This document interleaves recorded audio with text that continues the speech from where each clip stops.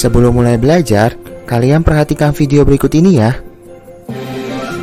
Lihat nih kelakuan si Aji, bukannya ikut PJJ malah nongkrong di mall. Ayang Bebek di sini. Siap. Beb, aku bela-belain loh gak ikut PJJ PPKN buat ketemu sama kamu. Parah banget sih, itu kan sama aja melanggar aturan sekolah. Pak, apa video tadi merupakan contoh pelanggaran hukum? Ya, Philip, benar. Video tadi merupakan contoh pelanggaran hukum khususnya di sekolah. Untuk lebih lengkapnya, kita simak yuk video penjelasan dari Pak Restu mengenai dinamika pelanggaran hukum. Bismillahirrahmanirrahim. Assalamualaikum warahmatullahi wabarakatuh. Halo anak-anak semua, apa kabar? Semoga dalam keadaan sehat walafiat. Alhamdulillahirrahmanirrahim. Senang bisa berjumpa kembali di dalam video pembelajaran PPKN bersama Bapak Restu Sanubari. Sebelum mulai, Bapak ingin mengucapkan baik terima kasih buat kalian yang selalu support dan juga sudah subscribe channel Bapak. Buat yang belum, silakan di subscribe. Bapak juga mengingatkan bahwa terdapat PowerPoint yang bisa kalian download di deskripsi box. Hari ini kita akan membahas materi baru, tetapi masih materi bab 3, yaitu mengenai dinamika pelanggaran hukum yang ada di Indonesia tentunya ya. Dimana sebelum mulai, alangkah lebih baiknya jika kita berdoa di dalam hati sesuai agamanya masing-masing, supaya pembelajaran kita bisa berjalan dengan lancar, sekaligus teriring doa kita untuk Indonesia. Semoga segera berakhir wabah COVID-19-nya. Amin. Ya, pembelajaran kita memiliki tujuan pembelajaran. Yang pertama, mengidentifikasi definisi dari pelanggaran hukum. Yang kedua, mengidentifikasi faktor pelanggaran hukum. Yang ketiga, mengidentifikasi contoh pelanggaran hukum. Yang keempat, menguraikan macam-macam sanksi. Yang kelima, mengidentifikasi kepatuhan dan juga kesadaran hukum. Pernahkah kalian mendengar berita mengenai kasus pembunuhan ataupun perampokan yang terjadi di suatu daerah? Pasti pernah ya?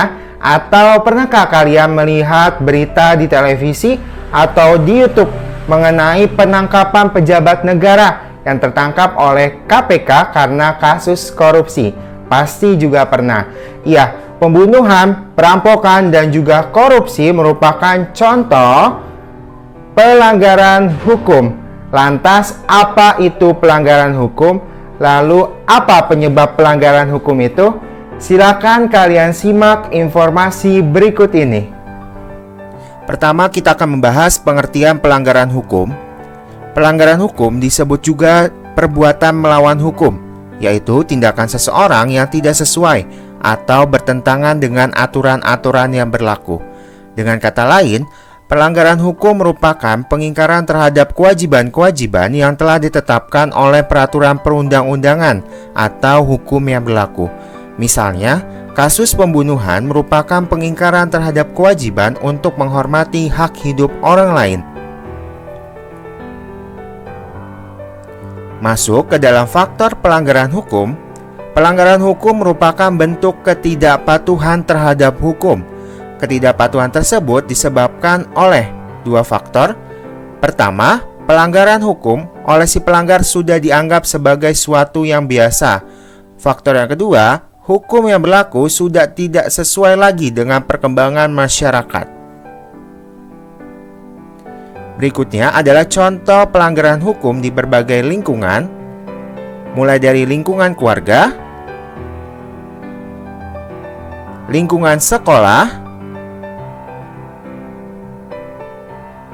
lingkungan masyarakat, hingga lingkungan negara.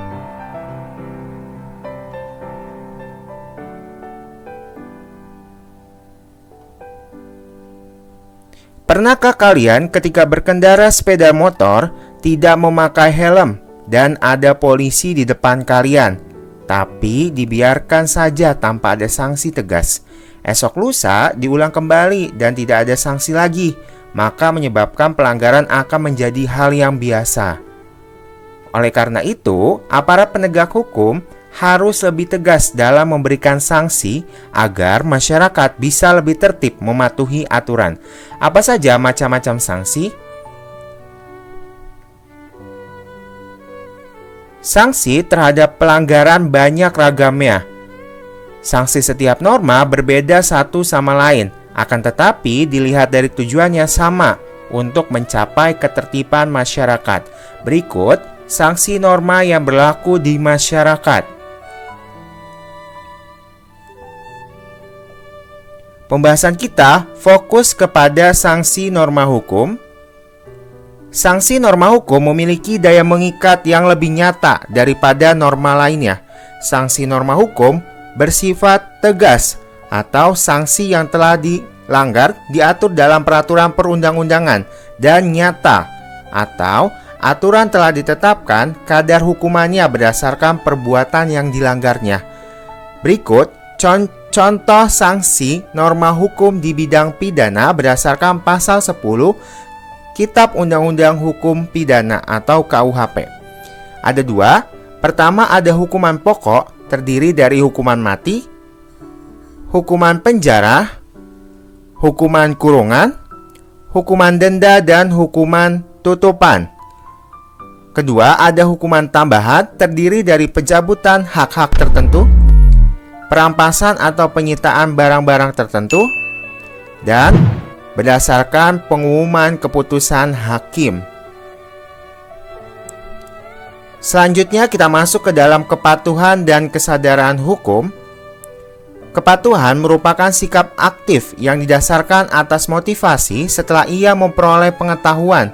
Dari mengetahui sesuatu, manusia sadar. Setelah menyadari, ia akan tergerak untuk menentukan sikap atau bertindak. Oleh karena itu, dasar kepatuhan itu adalah pendidikan, kebiasaan, kemanfaatan, dan sinergisitas seluruh komponen negara dan masyarakat. Jadi, harus terlebih dahulu mengetahui bahwa hukum itu ada untuk melindungi dari kepentingan manusia. Setelah mengetahui, kita akan menyadari kegunaan isinya dan kemudian menentukan untuk mematuhinya.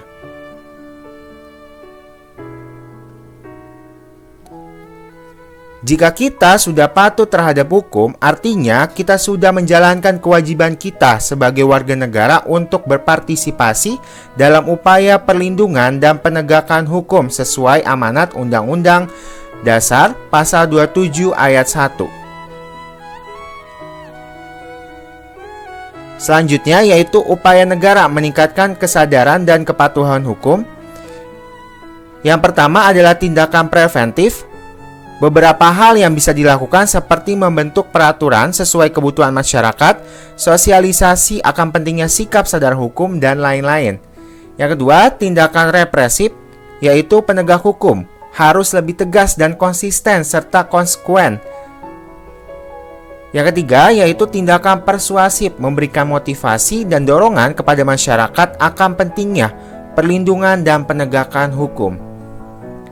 Selanjutnya yaitu upaya warga negara meningkatkan kesadaran dan kepatuhan hukum.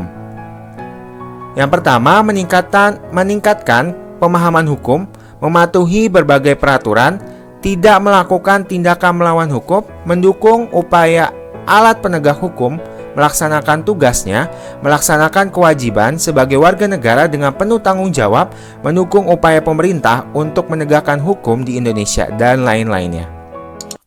Itu dia topik pembahasan kita hari ini.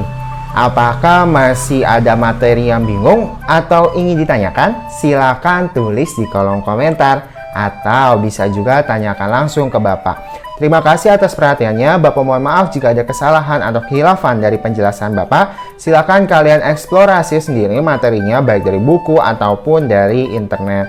Sekian dari Bapak, semoga kalian dalam keadaan sehat selalu.